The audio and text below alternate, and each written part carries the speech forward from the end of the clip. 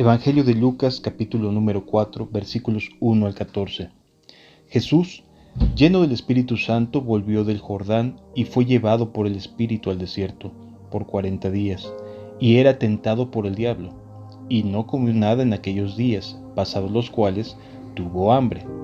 Entonces el diablo le dijo: Si eres hijo de Dios, di a esta piedra que se convierta en pan. Jesús, respondiendo, le dijo: Escrito está, no solo de pan vivirá el hombre, sino de toda palabra de Dios. Y le llevó el diablo a un alto monte, y le mostró en un momento todos los reinos de la tierra. Y le dijo el diablo: A ti te daré toda esta potestad, y la gloria de ellos, porque a mí me ha sido entregada, y a quien quiero la doy. Si tú postrado me adorares, todos serán tuyos. Respondiendo Jesús, le dijo: Vete de mí, Satanás, porque escrito está: al Señor tu Dios adorarás, y a Él solo servirás. Y le llevó a Jerusalén, y le puso sobre el pináculo del templo, y le dijo: Si eres hijo de Dios, échate abajo, porque escrito está: a sus ángeles mandará acerca de ti que te guarden, y en sus manos te sostendrán para que no tropieces con tu pie en piedra. Respondiendo Jesús le dijo: Dicho está, no tentarás al Señor tu Dios. Y cuando el diablo hubo acabado toda tentación, se apartó de él por un tiempo. Y Jesús volvió en el poder del Espíritu a Galilea, y se difundió su fama por toda la tierra de alrededor. Nos encontramos en el principio del ministerio público de Jesús. Para este momento Jesús ya había sido bautizado en agua. Aunque no había cometido pecado, es importante rescatar de esto que la intención de Jesús al bautizarse es ser un ejemplo para nosotros. Recordemos algo, hermanos. Jesús vino para salvarnos, pero también para enseñarnos cómo ser hijos de Dios. Su vida ministerial está marcada por lo que un hijo de Dios hace y vive en relación con el Padre. Por lo tanto, Él es nuestro mayor ejemplo, además de ser nuestro Dios, es como si fuera nuestro hermano mayor, a quien seguirle las pisadas. Él tuvo éxito en lo que vino a hacer. Él dio a conocer el nombre de Dios, glorificó el nombre de Dios, permitió que Dios se conociera de una manera totalmente distinta a lo que en aquellos momentos los judíos creían y pensaban. Jesús entonces es para nosotros no solamente nuestro Dios que descendió del cielo, que se hizo carne, sino que además, al ser el primero nacido del Espíritu Santo, entonces es el primogénito, es el que nos va a ir guiando. Por eso, repito, es como nuestro hermano mayor también. En ese sentido, es comprensible por qué Jesús se bautizó, porque es un bautismo para arrepentimiento. El propósito de Jesús no era que nosotros omitiéramos el arrepentirnos para poder caminar libremente con Dios, sino enseñarnos que el primer paso, antes de cualquier vida ministerial, antes de cualquier obra de Dios en nuestras vidas, como hijos suyos, es necesario pasar por el arrepentimiento. El bautismo no es en sí un acto ceremonioso, ni un acto frívolo de cumplir con un requisito eclesiástico, sino se trata de una evidencia pública de una persona que lamenta mucho su forma de vida, que está muy triste por lo que ha vivido hasta ese momento, por lo lejano que ha estado de Dios, y por lo tanto su manera de expresarlo públicamente es diciéndole al mundo: lo siento, lamento mucho la vida que llevaba y me arrepiento de todo corazón de esto y esto y esto. Y por eso la gente pasaba al bautismo de Juan confesando sus pecados. Entonces esto es importante entenderlo, porque Jesús, aunque nunca cometió pecado, nos enseña que ese es el camino a seguir para poder ser llenos del Espíritu Santo. En el momento en que Él obedece al bautismo, en ese momento se abren los cielos y desciende el Espíritu Santo en forma corporal físicamente, o sea, visiblemente como una paloma y se posa sobre Jesús. Y entonces podemos entender que este es el camino para poder ser llenos del Espíritu, hermanos. Recordemos que Dios está marcándonos llenar nuestras vasijas, nos está pidiendo, nos está convocando a ser llenos del Espíritu. El primer paso para poder ser llenos del Espíritu es acudir al arrepentimiento de aquellas cosas que hemos dejado de hacer, que hemos omitido quizás como cristianos, pero que también, si estamos viviendo en algún acto de pecado, poder tener la libertad de entrar por la puerta del arrepentimiento y abandonar cualquier práctica, cualquier cosa que pudieras estar haciendo mal, déjalo, abandónalo. Si quieres ser lleno del Espíritu Santo, si en ti reconoces esa necesidad de ser lleno del Espíritu Santo, necesitamos comprender que tenemos que pasar por un estado de lamento, de arrepentimiento, de tristeza, de dolor, por causa a lo mejor de nuestros pecados, o por causa quizás, no de pecados, pero sí de omisiones en nuestra vida cristiana. Así que cualquiera que sea el lugar de donde partamos para poder buscar la llenura del Espíritu, necesitamos entender que habrá que pasar por un genuino y verdadero arrepentimiento de nuestras vidas. Después de esto, Jesús, ya lleno del Espíritu Santo, porque obedeció, porque se arrepintió, porque cambió, no Jesús, sino nos enseña a nosotros cómo hacerlo, porque Jesús nunca cometió pecado, nos enseña cómo avanzar en la vida cristiana. Y lo que llama la atención es que en este capítulo 4 el propio Espíritu empuja a Jesús al desierto, lo llama, lo convoca a ayunar durante 40 días. Y entonces durante este periodo Jesús no se alimenta y es tentado por el diablo durante este periodo de tiempo de la siguiente manera. La primera tentación que enfrenta Jesús está basada por parte de nuestro adversario en los instintos más básicos del hombre de supervivencia. El hombre puede a lo mejor irle muy mal una temporada, puede estar pasando por muchas cosas, por enfermedades, por muchas situaciones, pero algo que mantiene este cuerpo funcionando es el alimento. Periodos largos sin un alimento adecuado, sin una ingesta adecuada de distintos elementos de la alimentación diaria, va a provocar que nuestros organismos, que tu cuerpo, que mi cuerpo, que el cuerpo de cualquier ser humano, entre en una etapa de estrés, en una etapa de alarma. Se encienden todas las alarmas de nuestro organismo porque nuestro cerebro asimila que esta falta de alimento es una cuestión de vida o muerte. Por lo tanto, el cerebro de cada uno de nosotros va a hacer todo lo posible, va a estar en la condición de hacer todo lo necesario, va a liberar todos los químicos posibles, va a meternos en un estado de ansiedad, de estrés, de angustia, de luchas, de sube de humor, baja el humor, es decir, va a decirte de todas las maneras posibles: necesito alimento, necesito ciertos químicos en el organismo. Así que cualquier ser humano que deja de alimentarse por algún tiempo va a sufrir una condición de mucho estrés, de mucha ansiedad propia de este estado de alarma mental que nuestro organismo está diciendo al cerebro: pídele que nos alimente. ¿Sí? Los músculos piden las proteínas, entonces se te van a antojar las carnes, las cosas proteínicas. Si estás deficiente de calcio, tu organismo te va a pedir cosas que tengan que ver con leche, con altos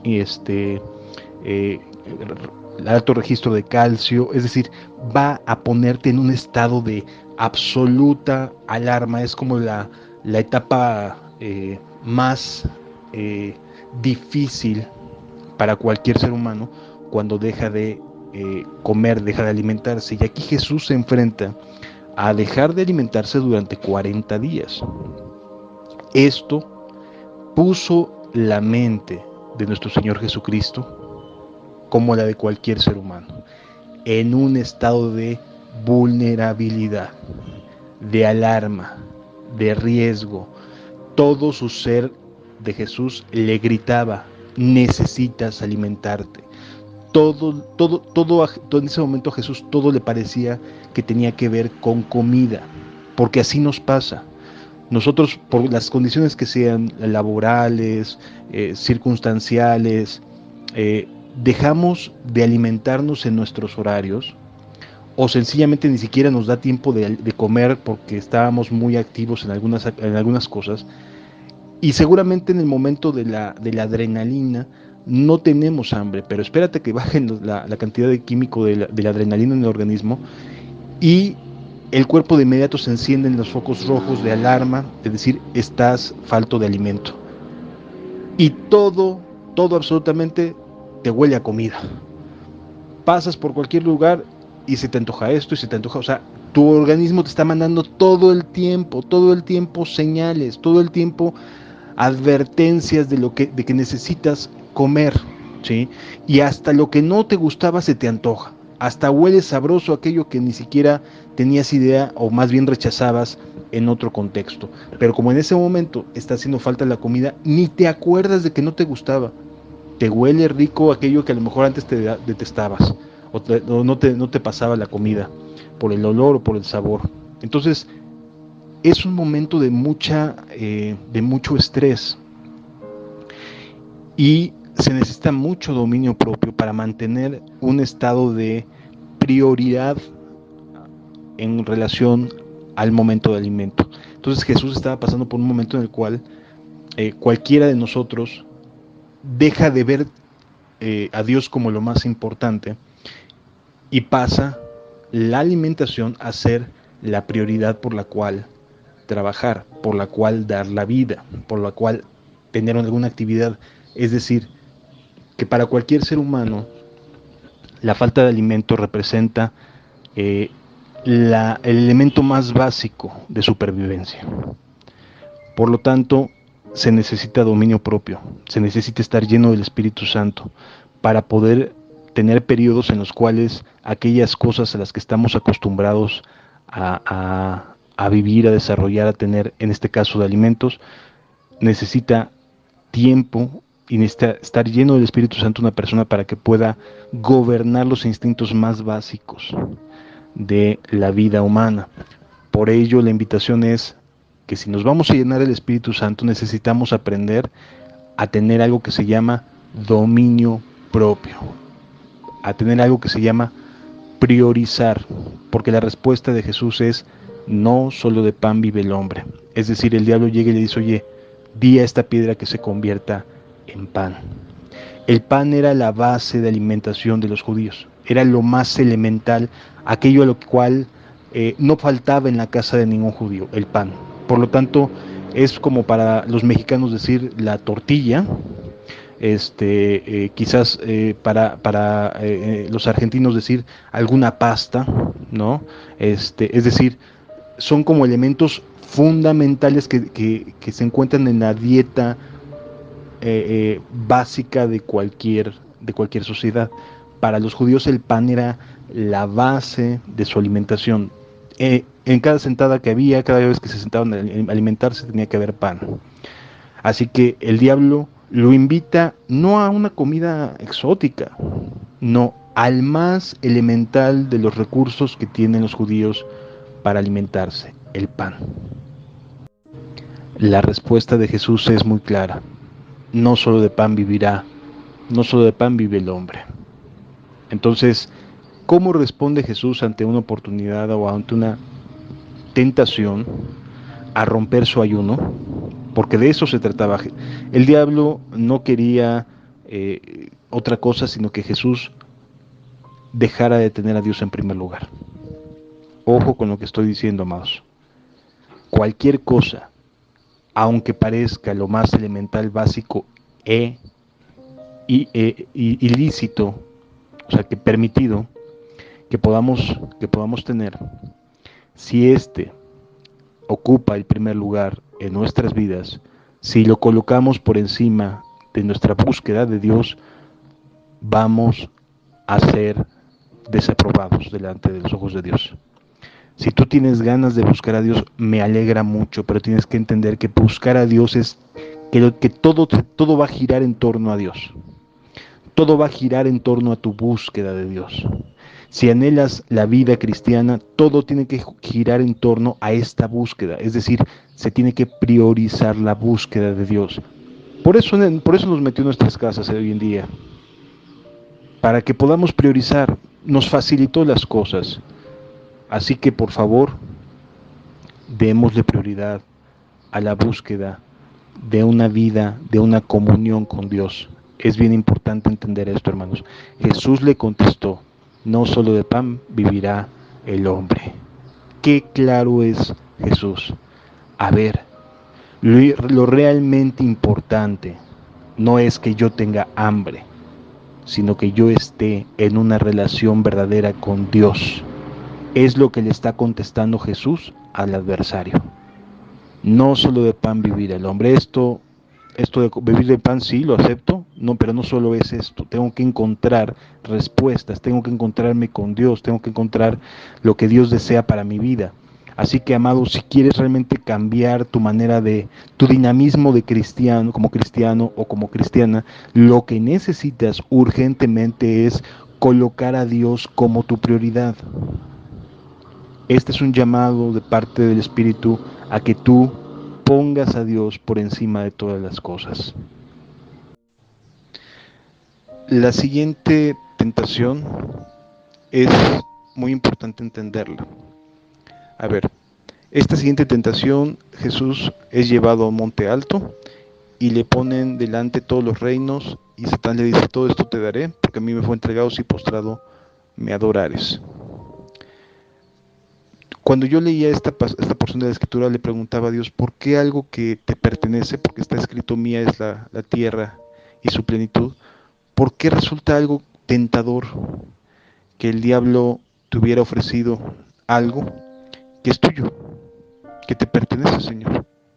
Que no le pertenece al diablo, sino que fue entregado, fue cedido por causa del pecado, pero te sigue perteneciendo. O sea, no es, digamos que el diablo está en un contexto de autoridad, porque así le entregó el hombre la autoridad de los reinos, de la plenitud de la tierra, de la tierra y de sus recursos cuando peca. Pero eso no quiere decir que tú dejes de ser el dueño, Señor. Y entonces le decía, ¿por qué te fue tentación? Esa era mi pregunta. Y por su gracia pude entender que Jesús había renunciado a todo cuando dejó el cielo para hacerse como uno de nosotros. Y cuando uno renuncia a todo, no es de esperarse que quiera retomarlo. Así que lo que el diablo le estaba ofreciendo a Jesús es te devuelvo aquello a lo que renunciaste. ¿Sí lo entendemos? Cuando Dios te pide que renuncies a algo, hazlo de todo corazón. No lo hagas por momentos. He visto en muchas ocasiones personas que se levantan en un estado de emoción, queriendo entregar su vida y diciendo yo por ti daré mi vida y yo no vuelvo atrás, y cantamos cantos de eh, la cruz delante, el mundo atrás, etcétera, y se levantan con mucho entusiasmo y a los pocos días van y agarran del altar su vida nuevamente, sus ideas, sus prioridades y las vuelven a colocar como lo más importante en sus vidas. ¿Por qué? Porque el diablo quiere devolverte aquello a lo que renunciaste, aunque sea lícito, porque finalmente a él le conviene que sigas manteniendo tú el control y no que Dios tome el control de tu vida. Por lo tanto, Jesús en este momento está en una condición en la cual pudo haber aceptado el que el adversario le diera todos los reinos de la tierra. Había renunciado a ello. Y lo que quería era decir, te devuelvo aquello a lo que renunciaste, con la finalidad de que no seas instrumento de Dios.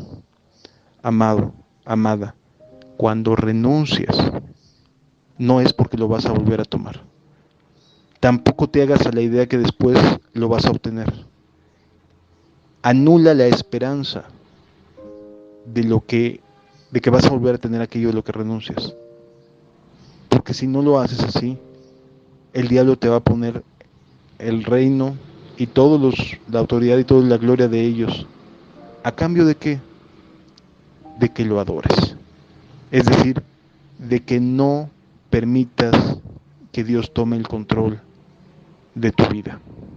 Esa fue la tentación a Jesús, devolverle lo que había renunciado, y así estorbar su vida como Mesías. Después de que Jesús rehúsa a que le sea devuelto aquello a lo que había renunciado, entonces el diablo lo que hace es que te lleva al pináculo del templo. Es decir, va a colocar tu vida en una posición en la cual puedas sentir que religiosamente estás bien. Creer que estás en el momento máximo de tu vida cristiana. Que estás dándolo todo. Cuando Jesús es puesto en el pináculo del templo, el diablo, sabiendo lo que la Biblia dice, lo que las profecías dicen, le dice a Jesús: échate abajo porque escrito está: a mis ángeles mandaré cerca de ti para que no tropiecen tu pie, y sobre las alas te sostendrán para que tu pie no tropiece en piedra. Esta es una profecía de las llamadas mesiánicas. Es decir, es una de las profecías en las cuales los judíos esperaban la confirmación del Mesías, de que de alguna manera el Mesías habría de ser mostrado con gloria, con poder, con autoridad. Así que lo que el diablo le ofrecía a Jesús es decir: este es un camino para que puedan declararte, para que tu pueblo pueda ver que tú eres su Mesías. Qué tentador es para alguien cuyo propósito justamente es el de ser el Mesías, el Salvador del mundo, que el adversario lo haya puesto o lo haya invitado a ir por un camino mucho más cómodo que el de ir a la cruz, que el de la negación. Por lo tanto, amados, de aquí yo aprendo algo. La religión, la vida religiosa, es cómoda, es muy fácil de seguir. El hecho de que te portes bien hasta el punto en el cual puedas llegar a ser miembro o parte de una congregación es muy cómodo, es hasta cierto punto sencillo, pero no es el camino de la negación y de la cruz. Que te acepten en una congregación, que te acepten en una élite, que te acepten como miembro activo de una comunidad, no es el propósito de la vida cristiana. El propósito de la vida cristiana es glorificar a Dios a través de la negación y de la cruz.